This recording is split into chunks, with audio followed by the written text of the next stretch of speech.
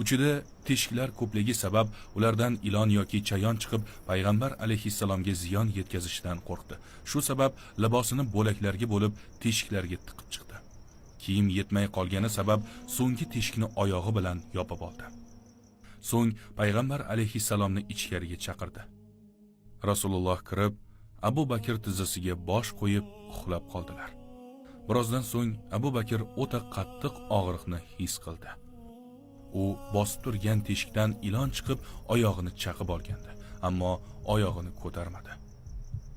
Allohning habibi uyg'onib ketmasin deb qimirlamay o'tiraverdi.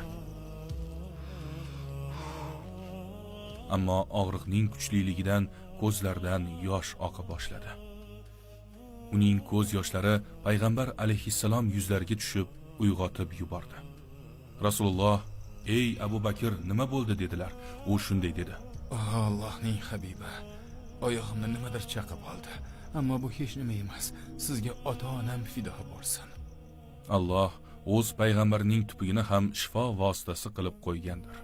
Allohning habibi jarohat joyiga tupuklardan tekkazib qo'ygan edi, darhol uning og'rig'i yo'q bo'ldi. Yillar o'tib, Umar o'sha kechani sahobalarga eslatib derdi: Jonim qo'lida bo'lgan zotga qasamki, Abu Bakrning kechasi Umar oilasining barcha a'zolaridan yaxshiroqdir. Bu so'zlar bilan u ana shu tunni butun hayotidan ham qadrliroqligini aytardi. Allohning izni bilan g'orga kiraverishda bir o'rgimchak to'r to'qib qo'ydi. Buni ko'rgan odam payg'ambar alayhissalomning ichkarida ekanligiga ishonmasdi. Ammo bu xavf yaqinligi belgisi ham edi. Mushriklar hatto g'orning og'zigacha kelishdi. Payg'ambar alayhissalom va Abu Bakr g'ordalik payti Asmo ularga yegulik olib kelardi. U 2 xalta yegulik tayyorladi, ammo ularni bir-biriga bog'lagani arqon topa olmadi.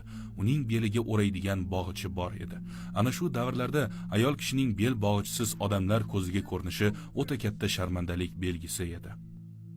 Shunday bo'lsa-da, u hech nimaga qaramay bog'ichini olib, xaltalarni unga bog'ladi.